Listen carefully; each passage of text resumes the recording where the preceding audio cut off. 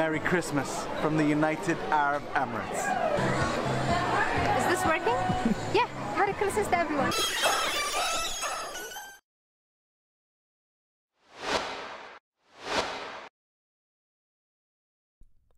ডিসেম্বরের 25 তারিখ চলে আসছে এবং এই দিনে যারা খ্রিস্ট ধর্ম অবলম্বন করেন তারা তাদের ক্রিসমাস পালন করবেন, যেটাকে বাংলায় বড়দিন বলে।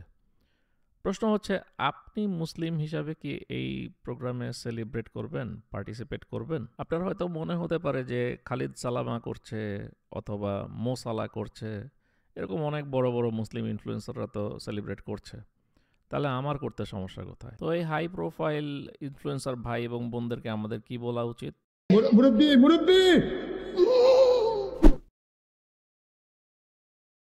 এই জায়গাটায় থেমে একটু ঠান্ডা মাথায় চিন্তা করেন তো, ক্রিসমাস সম্পর্কে আপনাকে কে ভালো শেখাতে পারবে? এমন একজন যিনি এগুলো নিয়ে পড়াশোনা করেন এবং জানেন উনি, নাকি যিনি দোসা বিরিয়ানি খাওয়া, ঘুরে বেড়ানো অথবা ফুটবল খেলা এগুলা নিয়ে তার জীবন কাটান উনি?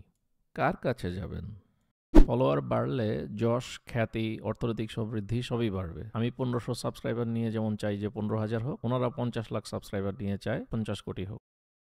আরেকটা হলো রাসূল সাল্লাল্লাহু আলাইহি ওয়াসাল্লামের হাদিস, যেখানে তিনি বলেছেন যে আমরা একসময় কি করব, ইঞ্চি ইঞ্চি করে পায়ে পায়ে আমরা ইহুদি এবং খ্রিস্টানদের পথ ধরব, এবং তারা যদি গিরগিটির গর্তে ঢোকে আমরা তাদের সাথে ওই গিরগিটির গর্তেও ঢুকে যাব।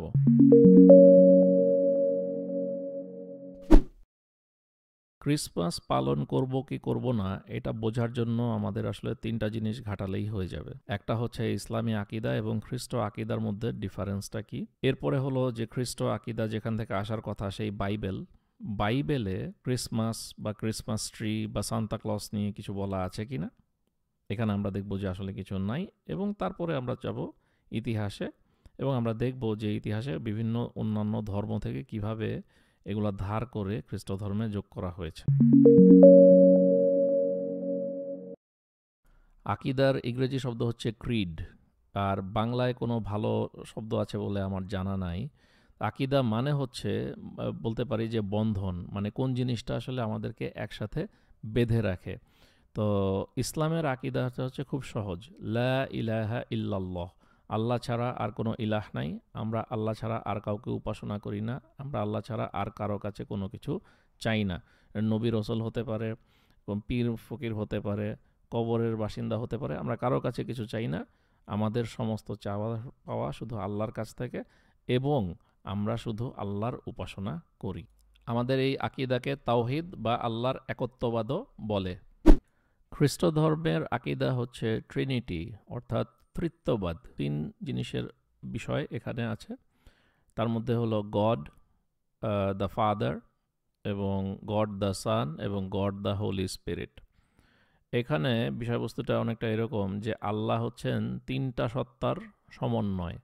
এক হচ্ছে ফাদার আল্লাহ, আর এক হচ্ছে জিসাস ঈসা আলাইহিস সালাম, যাকে তারা আল্লাহ বলে মানে বা খোদা বলে মানে। আরেকজন হলো হোলি স্পিরিট বা পবিত্র আত্মা। এই 3 জন মিলে হলো আল্লাহ। আবার এই 3 সত্তা, দ্য সান, দ্য ফাদার এবং দ্য হোলি স্পিরিট, এরা কেউ কারো মতো না। এখন আপনার মনে প্রশ্ন আসতে পারে যে এই জিনিসটার মানে কি আসলে? এই জিনিসটার মানে কি, এটা আসলে খুবই কনফিউজিং একটা বিষয়, এবং এই নিয়ে খ্রিস্টানদের মধ্যে বিভিন্ন রকমের ডিবেট আছে এবং ডিবেটের কারণে বিভিন্ন রকমের ভাগযোগও হয়ে গেছে তাদের ভেতরে। তো এটা আমরা সলভ করতে পারবো না, কারণ খ্রিস্টানরা নিজেরাই আসলে এটা সলভ করতে এখনও পারে নাই। এই ঈসা আলাইহিস সালামের খোদা হওয়ার বিষয়টাই আমাদের কাছে প্রবলেম্যাটিক, এবং আমরা এই জন্য আকীদাগতভাবে খ্রিস্টানদের থেকে আলাদা। এ নিয়ে অনেক রকমের ডিবেট মুসলমানদের সাথে খ্রিস্টানদের হয়। আপনারা চাইলে এই চ্যানেলটা দেখতে পারেন, বা অন্য অনেক চ্যানেল আছে, আপনারা এর বিশদ আলোচনা পাবেন। ধর্মীয় যে কোনো বিষয়ে মুসলমানদের একমাত্র গন্তব্য হচ্ছে কোরআন এবং সুন্নাহ, এবং এর বাইরে যে কোনো কিছু থাকলে সেটা কিন্তু রিজেক্টেড। খ্রিস্ট ধর্মেও একই বিষয়টা হওয়া উচিত ছিল, যে বাইবেল থেকে তাদের সমস্ত ইনফরমেশন এবং গাইডেন্স আসবে, কিন্তু দুঃখের বিষয় হলো বেশিরভাগ খ্রিস্টানই আসলে বাইবেল পড়ে না এবং বাইবেল থেকে গাইডেন্স নেয়ও না।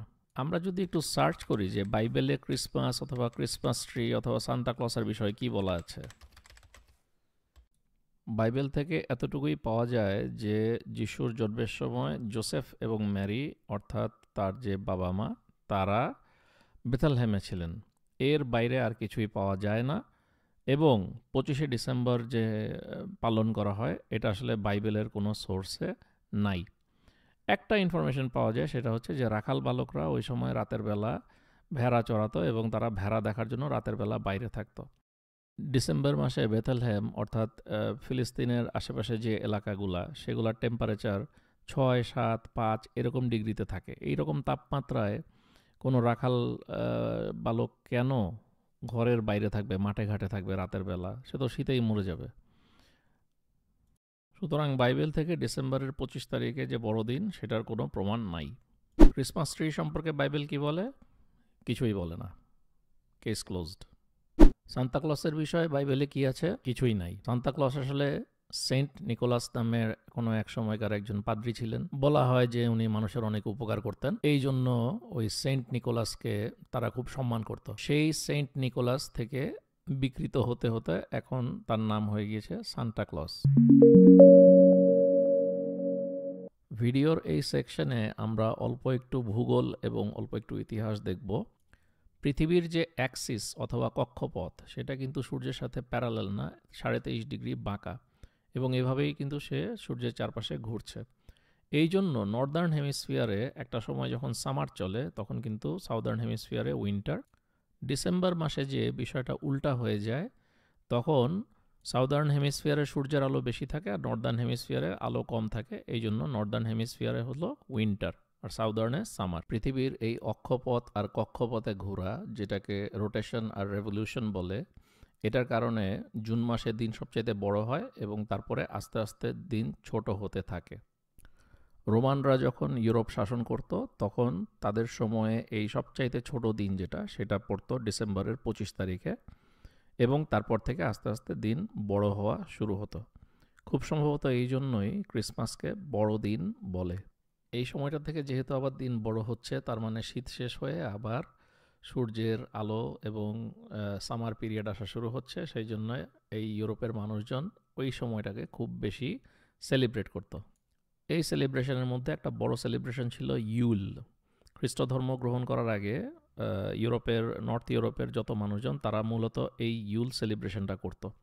ধারণা করা হয় তারা যখন খ্রিস্ট ধর্ম গ্রহণ করে তখন আসলে তারা এই ইউলটাকে নিয়ে ক্রিসমাসের সাথে জোড়া দিয়ে দেয়, আর সেখান থেকেই ইউরোপে ক্রিসমাস পালন শুরু হয়।